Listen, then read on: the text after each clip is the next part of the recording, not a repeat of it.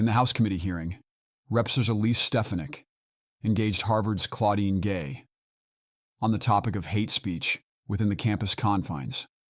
Stefanik probed into whether Harvard's policies safeguard certain types of speech, particularly those advocating violence against the Jewish community.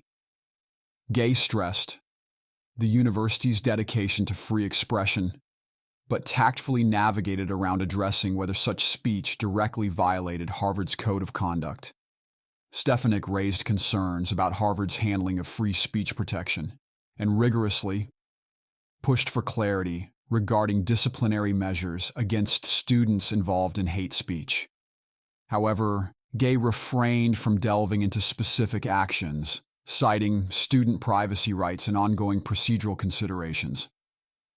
Don't miss. How does Harvard address hateful speech and its alignment with free speech principles? What measures does Harvard take against speech that potentially violates its policies, but falls within the realm of free expression? What specific disciplinary actions has Harvard taken against students engaging in anti-Semitic speech or inciting violence on campus?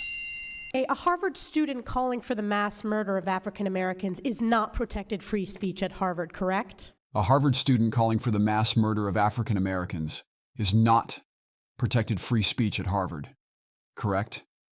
The ongoing discussions surrounding the perceived use of double standards in dealing with different forms of hate speech. Our commitment to free speech... It's a yes or no question. Is that corrected? Is that okay for students to call for the mass murder of African Americans at Harvard? Is that protected free speech? Our commitment to free speech It's a yes or no question. Let me ask you this. You are president of Harvard, so I assume you're familiar with the term Intifada, correct? I've heard that term, yes. And you understand that the use of the term Intifada in the context of the Israeli-Arab conflict is indeed a call for violent armed resistance. You understand that the use of the term Intifada in the context of the Israeli-Arab conflict is indeed a call for violent armed resistance. The discourse surrounding the term Intifada, emphasizing the need to examine its perceived endorsement of violence against specific groups, particularly the Jewish community. Against the state of Israel, including violence against civilians and the genocide of Jews. Are you aware of that? That type of hateful speech is personally abhorrent to me. And there have been multiple marches at Harvard with students chanting, quote, "There is only one solution, Intifada revolution," and, quote, "globalize the Intifada." Is that correct? I've heard that thoughtless, reckless, and hateful language on our campus, yes. So based upon your testimony, you understand that this call for Intifada is to commit genocide against the Jewish people in Israel and globally, correct? I will say again, that type of hateful speech is personally abhorrent to me. Do you believe that type of hateful speech is contrary to Harvard's code of conduct, or is it allowed at Harvard? It is at odds with the values of Harvard. Can you But not our say here that it values is against the also- code of conduct at Harvard? We embrace a commitment to free expression, even of views that are objectionable, offensive, hateful. It's when that speech crosses into conduct that violates our policies against bullying, harassment, Does that speech not cross that barrier? Does that speech not call for the genocide of Jews and the elimination of Israel? Does that speech not call for the genocide of Jews and the elimination of Israel?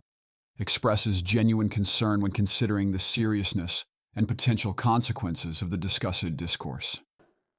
When You that testify that you understand that is the definition of Intifada. Is that speech according to the code of conduct or not? We embrace a commitment to free expression and give a wide berth to free expression, even of views that are objectionable. You and I both know and that's not the offensive. case. You are aware that Harvard ranked dead last when it came to free speech. Are you not aware of that report? You were aware that Harvard ranked dead last when it came to free speech. Are you not aware of that report? Discusses challenges faced when evaluating the perceived ideological bias on college campuses, particularly at Harvard. It questions Harvard's commitment to the fundamental principle of free speech, highlighting the complexities in navigating this issue. As I observed earlier, I reject that characterization. It's the of data our shows campus. it's true. And isn't it true that Harvard previously rescinded multiple offers of admissions for applicants and accepted freshmen for sharing offensive memes, racist statements, sometimes as young as 16 years old? Did Harvard not rescind those offers of admission? That long predates my time as president. But you so I can't understand speak. that Harvard made that decision to rescind those offers of admission. I have no reason to contradict the facts as you present them. Correct, because it's a fact. You're also aware that a Winthrop House faculty dean was let go over who he chose to legally represent, correct? That was while you were dean. That is an incorrect characterization of what transpired. What's the characterization? I'm not going to get into details about a personnel matter. Well, let me ask you this. Will admissions offers be rescinded or any disciplinary action be taken against students or applicants who say, from the river to the sea or Intifada, advocating for the murder of Jews?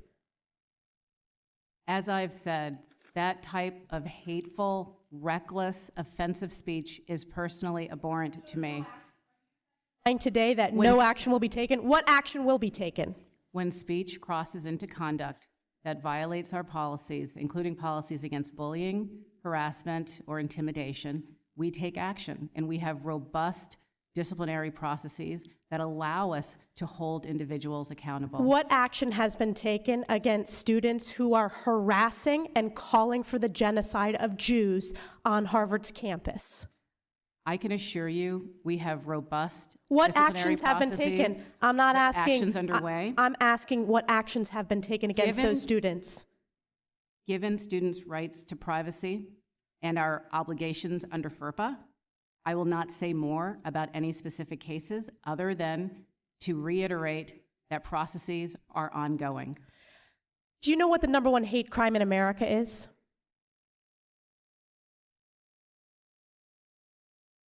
I know that over the last couple of months, there has been an alarming rise of anti-Semitism, which I understand is the critical topic that we are here to discuss. That's correct. It is anti-Jewish hate crimes. And Harvard ranks the lowest when it comes to protecting Jewish students. This is why I've called for your resignation. Harvard ranks the lowest when it comes to protecting Jewish students. This is why I've called for your resignation. The allegations and critiques surrounding Harvard University, highlighting the growing demand for the institution to confront issues related to anti-Semitism.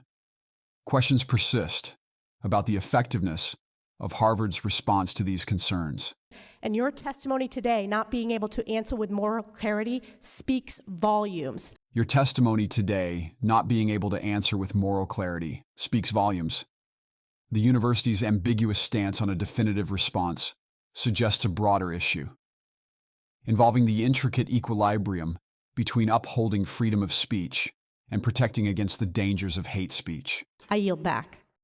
In assessing Reprem's Elise Stefanik's discontent with Claudine Gay's responses during the hearing, it appears she expressed dissatisfaction with the lack of clarity and tangible action from Harvard in tackling hate speech. Elise Stefanik's call for resignation may indicate her belief that Claudine Gay inadequately addressed and failed to provide effective measures against campus anti-Semitism, particularly in safeguarding Jewish students. This underscores a broader apprehension about the university's approach to hate speech and the overall safety of its students. Delve into the emotional turmoil shared by both Jewish and non-Jewish students at Harvard, navigating through instances of anti-Semitism and the surge of hateful rhetoric.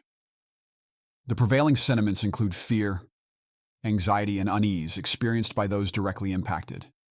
Neglecting to address instances of hate speech and discriminatory conduct within educational institutions can permeate students' sense of safety and well-being, erode trust in the institution, and disrupt the conducive learning environment. This narrative engages with the discourse on the tension between the cherished value of freedom of expression and the imperative to curtail hate speech. It delves into the psychological nuances of permitting unpleasant discourse and the potential harm it inflicts. The spotlight shifts to leadership responses to affected students. The psychological toll of inadequate institutional reactions, the ambiguity in policy clarity, and the moral responsibility of university leaders. Expanding its scope, the narrative explores the broader societal repercussions of these events, highlighting the psychological resilience displayed by students who stand against hate speech. It sheds light on the potential psychological impact of societal indifference to hate crimes. The narrative draws on historical terms, like Intifada, underscoring the weight of historical descriptions on individual perspectives, echoing past events and shaping perceptions of current occurrences.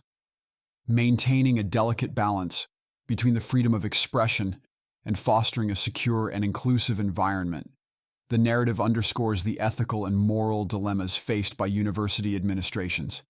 It navigates the moral ambiguity confronting individuals directly affected by hate speech.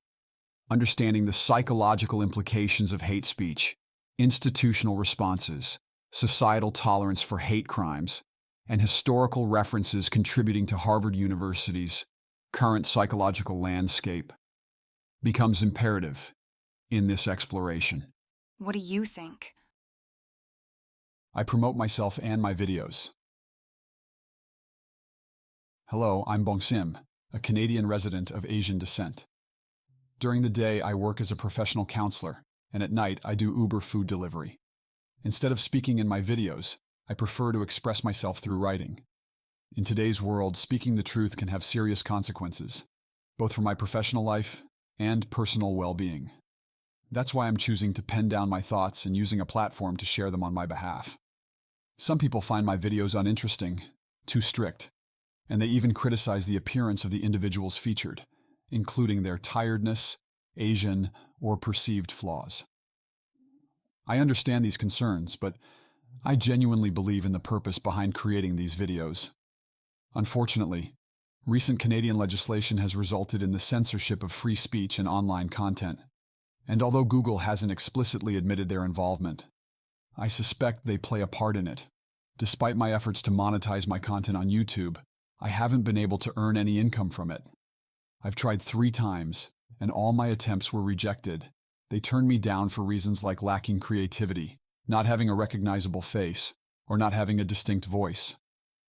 Nevertheless, I've made several adjustments to my videos, hoping to overcome these challenges.